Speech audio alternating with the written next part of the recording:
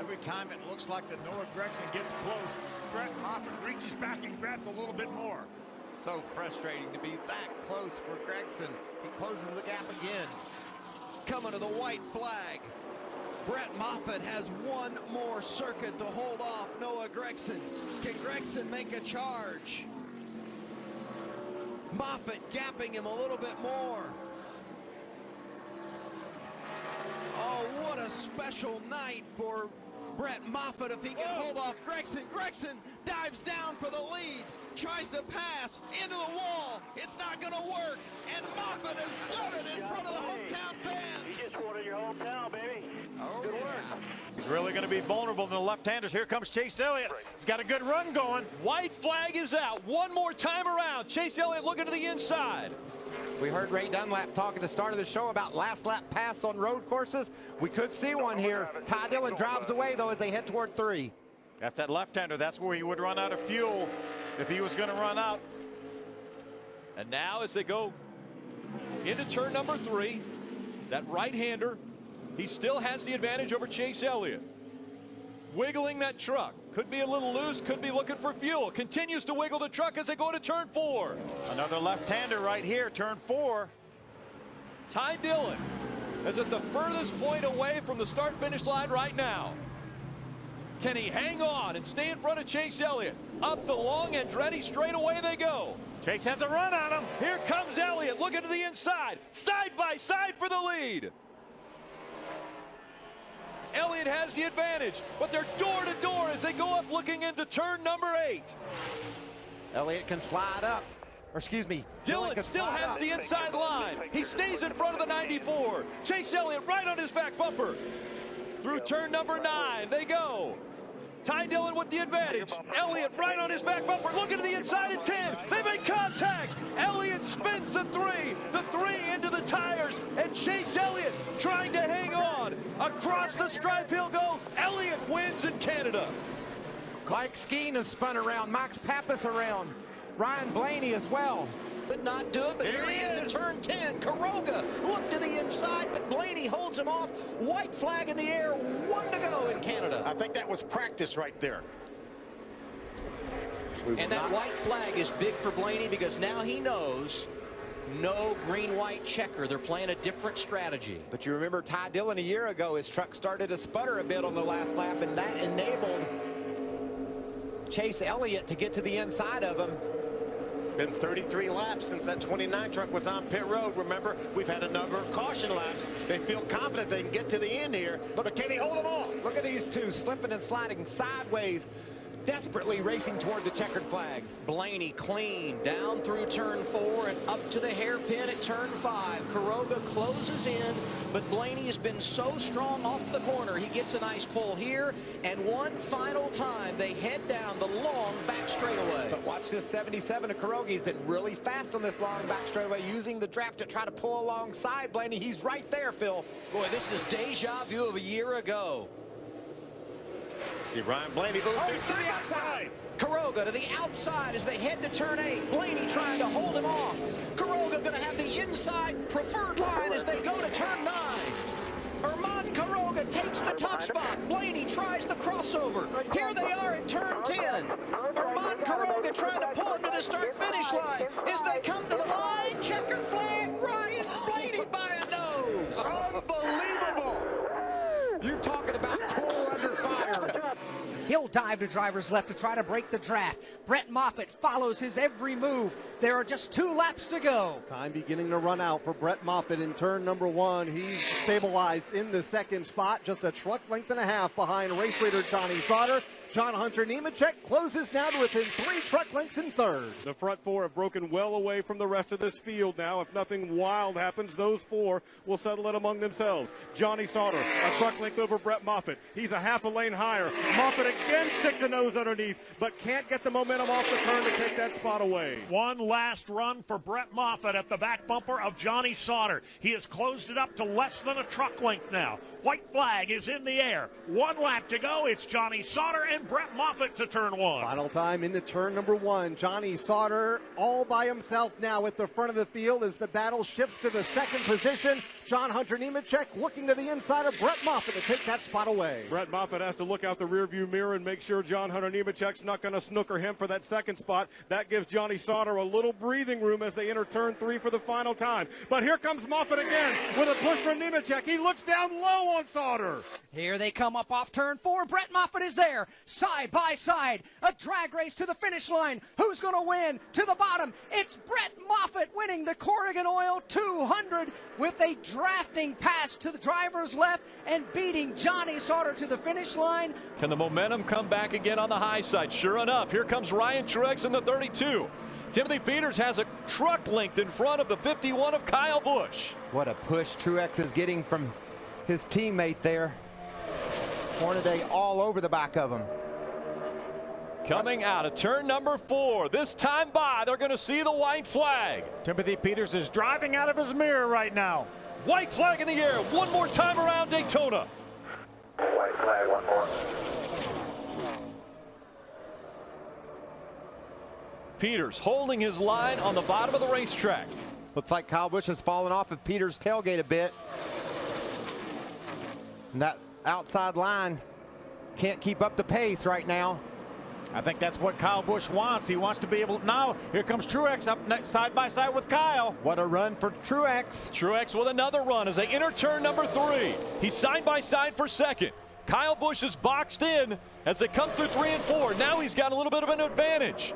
Kyle Busch, does he have the momentum? Coming out of turn number 4, he makes the move to the outside. Timothy Peters checks him up high as they come to the stripe. Side by side for the win. It's going to go to Kyle Busch as he crossed the stripe. Jimmy Willer gets turned around past the start-finish line. Here comes Reddick. He's got a good run going. He's going to jump to the inside.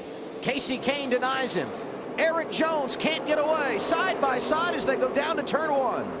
Looked like Kane spun his tires a bit, but man, did he recover. Boy, he did. He's right beside Jones. Can he get the push from Reddick? Matt Crafton working that outside lane. I'm not sure there wasn't a little contact there. Kane on the inside trying to make the pass for the lead. Off of turn 4, they'll see the white flag this time by. We're side by side coming to the white. It doesn't get any better than this in NASCAR. Final lap. White flag, one more. Next flag ends it, whether it be the caution or the checker. Advantage Casey Kane into 1. Eric Jones stays right there, right in this quarter panel. They're dead even off of 2. This is intense. Those guys want it so bad. Who's going to have the advantage? Kane eking out in front as they come off of turn 4. Jones trying to power to the outside. Here they come back to the start-finish line. It's going to be a photo finish, sliding sideways at the line. Casey Kane wins it at Charlotte, and a huge crash behind him. How's us first? I haven't heard from NASCAR yet. Green is waving. Who's going to win it, Eldora?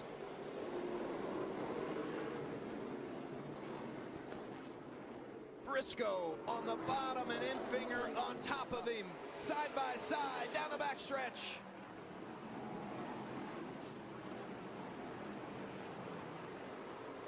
Coming to the white flag. Too close to call at the line. It's the last lap at Eldora, and Briscoe and Enfinger are banging doors side by side. Freezing in the fence off 2. Through 3 and 4. Who's going to win it at the Dirt Derby? Briscoe nudging ahead. Enfinger coming, and it's going to be Chase Briscoe. Oh, yeah. Great finish there. We got him stacking up after the checker. Big wreck into 1. White flag about to come out, and they're 2 by 2, 3 wide as they come through the tri-oval. One more time around at Talladega. Who has the advantage? Down on the bottom of the racetrack, Ross Chastain. Just behind him, last year's winner Parker Kligerman. Right in the middle, Thor Sport drivers, nose to tail. There's the steam coming out of that 88, Rick. The 3rd and 4th. And then on the high side, it's Dakota Armstrong with Kyle Busch. Still side by side, 3 wide as they go down the backstretch. This is amazing. Pushing as hard as you can and driving as hard as you can. Looking for the checker flag with an engine that's about to blow up. Ross Chastain has the advantage down on the bottom. He's still in front. Here comes that 98 and the 88 tandem in the middle of the track. Johnny Sauter, he won at Daytona earlier this year. Can he do it again? They wreck behind him. They're rolling behind him. Now the 88 spins. Thor Sport is going to win. It's going to be Johnny Sauter that will get the win, but they wreck behind him. Matt Crafton has not got to the start-finish line yet. We got to the line. To the restart line, the overtime line with a clean restart. Crafton trying to make a move. What about Matt Crafton? He's into the top 5. Ben Rhodes in second. The white flag waves at Kansas with Johnny Sauter in the lead. William Byron has slipped back to third, but can he make a run to the final lap? This thing isn't over. These guys are bearing down on Sauter. Johnny Sauter had to go to the back of the field after an unapproved adjustment in qualifying, and now he's charged to the front once again. Rhodes takes him out. And here comes Byron. William Byron. The caution is out, and William Byron is in front and will win at Kansas. 10 turns to go for the 4 of Todd Gilliland. And the next flag will end the race. Even if we have to go to caution, that will be it. What a strong exit of turn 10 Gilliland had. He needs to keep that cushion. He's got to have that gap, but it looks like Gregson's really closing in.